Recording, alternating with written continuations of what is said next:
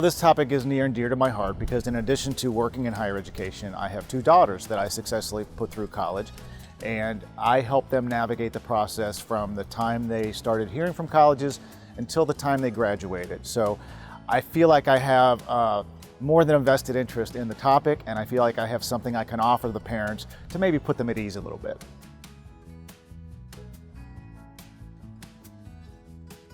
At the beginning of the process, you're going to see your sons and daughters, even as early as perhaps their freshman year of high school, start to get inundated with information about colleges. I remember seeing stacks and stacks, hundreds and hundreds of brochures hitting the house. That can be overwhelming. So at the beginning of the process, I think it's really important to help your son or daughter during that time sort of navigating through those. Obviously, not every college or university is going to fit their needs. First, I think it's important to know that, as a 16, 17, 18-year-old young man or woman, they may not have an idea yet of what they want to do with their life, and that's perfectly fine. They don't need to come to college with a very specific plan. I've told my daughters this, and I would like to tell all the parents this. Sometimes college is just as much about discovering what you don't want to do as it is discovering what you do want to do.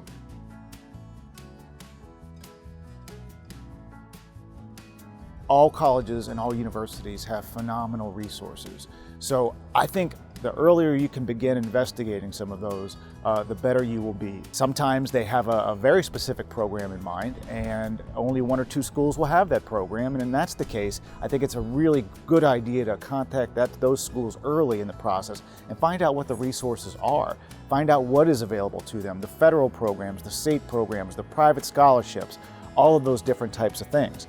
But on the other hand, if your son or daughter really doesn't know, that's when you might want to consider one of the state schools or one of the community colleges like JJC.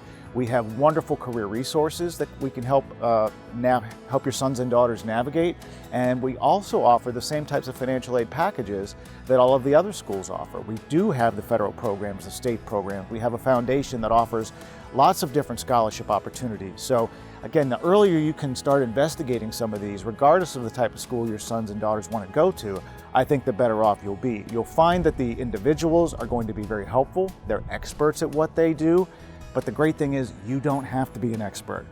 All you have to do is make sure you're contacting the schools early, setting up meetings with them, and asking the right questions.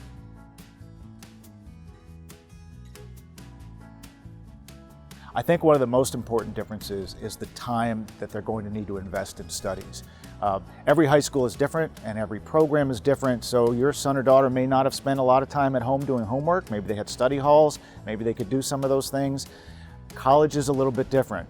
Now, most college classes are based on a number of credit hours, and most classes are 3 credit hours. So a son or daughter may think, well, that's 3 hours. I'm going to be in class Monday, Wednesday, and Friday from 2 to 3 o'clock, and that's probably all I'll have to do. But the reality is, for every 1 credit hour of a class, you can expect to spend 2 hours outside of class doing homework.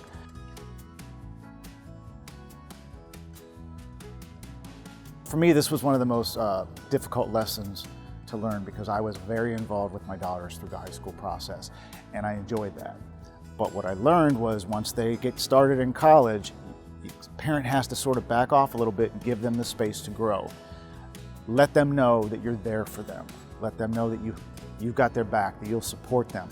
But now's the time to sort of let them become the adult, let them take on the responsibilities, and let them sort of navigate the process. The first few weeks my daughters was in school, I was wanting to help them with their homework, and I was wanting to do all those types of things, but college is a different world, and I had to learn as a dad to sort of back off and let my girls grow. And I realized that even though my role changed as a parent, it was still a very important role. I was always their cheerleader, I was always their support person. That's still not changed now that they've graduated. But I know now that I needed to back off and let them become the young adults that they became.